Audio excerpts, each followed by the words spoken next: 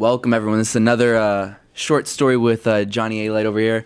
And today, we've been receiving a lot of comments and people that want to hear about kind of the role of law enforcement and more, prosecutors and all that. So I'll let John kind of explain what it's like as a, former member of that life when you're dealing with prosecutors, law enforcement, and, the ins and outs that people don't really understand.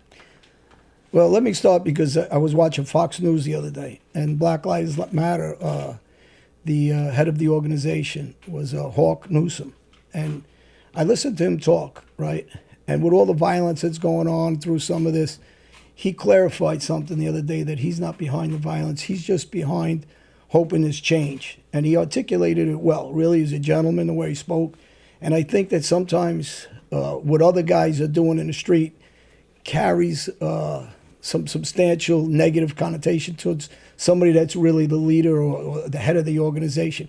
So the more he's out there saying, hey, I'm not behind the violence, I'm just behind the idea of change. And that's fine, as long as there's no violence. Like what I'm talking about with kids is, let's not talk about violence, let's talk about change for the positive both ways, for the police force, for the communities, and for his organization. So the people that are, causing, riots or any other thing, that shouldn't follow along with that organization. It should follow. He just wants a peaceful talk about changing, and that's a good thing. And he was very educated when he articulated. So what I want to get to is some of the attorneys that I dealt with, and one of them was Richie Raybach, who was one of the original attorneys. For people that don't know, was Gotti Sr.'s attorney, who he handed off to me. And he worked with me up to about 1995. Richard Raybach was a very well qualified attorney at the time. He was Bruce Cutler's partner in the law firm, and that's how Bruce Cutler came about and started working with John Gotti Sr. But I stayed with Richie Raybach for years, and he was loyal, obviously, to the Gottis, but to me, he was a very good attorney that somewhere along the line, he had a falling out with the Gottis, and he had some situation, and he kind of disappeared out of the legal forum.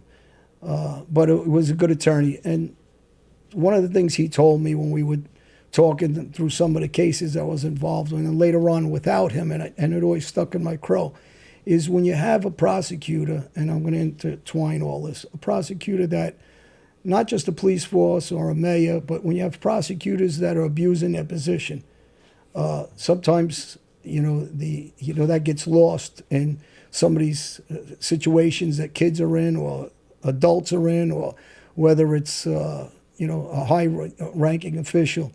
I got involved in a case that we talked about with Johnny Burke, and I didn't want to testify against the guy, even though I know he was meeting with the government, even though I know he was trying to cut a deal. And somewhere along the line, it got lost. Evan Norris was a prosecutor for the Eastern District of New York, and Jackie Rizzullo was also one. And I believe she's one of the bosses there now. And I think when somebody like Black Lives Matter, Hawk Newsome's talking, he's speaking about people like them that try to abuse their position. And they try to strong arm guys like myself that may be in a situation in trouble with threats. They didn't like that I was fighting them, and I didn't want to talk against Burke. And they never used me in the case because I didn't want to talk against them. And even though the Burke family attacked me, I actually fought like crazy not to talk against them. And this is a guy that I knew was already cooperating. But by me not talking against him, they threatened me and said that they will try never to let me get out of jail. They threatened me when I was on the street, they would get me on another crime. Now, that's not part of their position. Their position is supposed to be prosecutors that want the law to be used in a positive way, not to almost blackmail somebody like myself. If they did it to me, they did it to others. And during Burke's sentencing, I actually went to the trial, to the sentencing, and I was going to talk in front of Judge Sterling, who I have a respect for. And these same prosecutors threatened me not to talk at that sentencing. And nobody knows what I was going to say at that sentencing, actually. The family asked me to talk, and then Norris threatened the family if I talked, they would hurt the sentencing for Burke and whatever he said. I have no idea. And Sterling, from what I understand, the judge dressed down Norris for abusing his courtroom that he runs, not Norris. And he threatened me at the time that I was there, that he was going to do something to get me locked up, just as Jackie threatened me. And I said, the only person I'm worried about is my parole officer. So when you have people in these law enforcement positions, and I say, and I'll say it again, the police force, prosecutors, I'd say 98, 99% of them are good people. And they do their job and they don't have any animosity. Then there's ones that abuse their position, like the ones I just mentioned. And if no one talks about it, people are afraid to talk about it. People are afraid to do what I'm doing right now because they're going to worry about, I don't know where Ivan Norris is, but I heard Jackie Rizzulo is still in, she got married. I'm not sure if it's the same last name, but I heard that she's in one of the bigger positions in Eastern District. I think that's accurate. She's still one of the bosses there. So people don't like to talk about this because they're scared of, what's going to happen. Will she come after me like she said? Try to get me on another, even though I'm not doing anything, but those threats is what the public's talking about. Those threats is what Hawk Newsome's talking about, whether you're black, white, or indifferent. I talk about race constantly because I have so many black friends and interracial friends, and I grew up in a different environment than a lot of, I guess, kids from different cultures.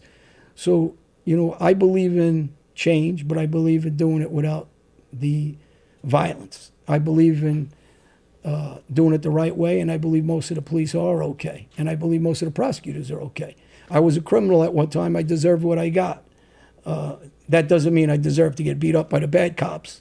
And that doesn't mean I deserve to get chained to a chair like I did in Allenwood by the warden for weeks at a time when I was sick with epilepsy. And you guys know I've already spoke about this. A lot of times I wear glasses in the studio because of the epilepsy, the lights.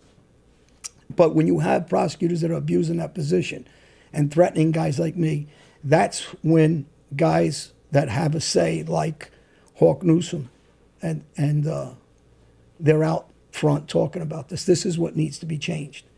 Because at one time I was a criminal, and at one time I deserved, I guess, some of the things I got, and I didn't deserve the other part I got. And I think it's important that some of these conversations come without violence to address some of the abuses of these people in these positions that can try to threaten you and abuse you physically or mentally to get what they want. And they didn't get what they wanted from me. I'm also curious for you, even on a personal level, how have you learned to do things without violence, right? To get points across without from going from at one point in your life when you need to make a point, violent ways, and now when you need to make a point or you need to, there's a disagreement, to fully get that away from you. Because I think there's a lot of people out there that when you talk about no, we can do things without violence, they're trying to learn themselves, people that are formerly criminals, on how to navigate life without resorting to any of those, kinds of ways. Is there some best piece of advice that you have for those people on how to go from, addressing issues violently one time to now peacefully? To look up guys like Dr. King that I always reference back to. You got to judge people by their character and to use your intellect to change things, not physical. And so I'm biggest advocate now of obviously being a guy that was very physical, and I did a lot of things, and I was dangerous at one time, to advocating through voice and through groups of people that will protest peacefully. I'm the biggest one that goes against any of this nonsense that goes out there violently, because that means they're still gangsters and better lack of words, thugs, or whatever word you want to use, that, when they're doing things, you're never going to get anything accomplished with that. You're just causing more animosity, and nobody's going to listen. So if you're going to talk like I just said, like Hawk Newsome, people will listen because he's an educated, well-spoken guy with a message. And that message, if it's a good message, people will listen if you're talking. But once you get violent, you lose the message. Nobody wants to hear. And like I said, I'll reiterate it again. A lot of these police, whatever job they're FBI or local police, most of them are good guys. There's guys that have attitudes, and through these conversations, it'll change the guys with the attitudes. But the prosecutors and the police that are no good, they need to get weeded out and thrown out. No different than I did as a gangster to get locked up. So when they're abusing their positions and their power, or those are the people that need a change of. If they're not good at their job, which if you're acting like that, you're not good at your job. Then that means you got your own insecurities. You don't belong in a position of power where you can abuse your power.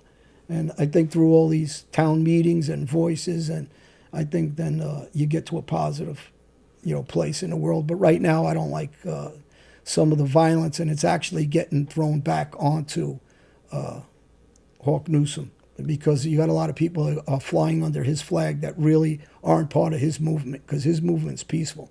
So I think that's really one of the messages. His people, him, need to come out and say they don't back that stuff. They back peaceful talks and move forward with guys like Tim Scott that I always talk about, Senator of South Carolina, that, these are positive movements. He just came in, he tried to come in with a new bill of reform for the police.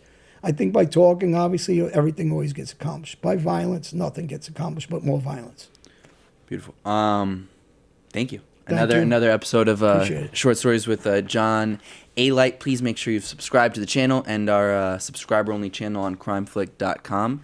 And stay tuned for more weekly stories. Thank you.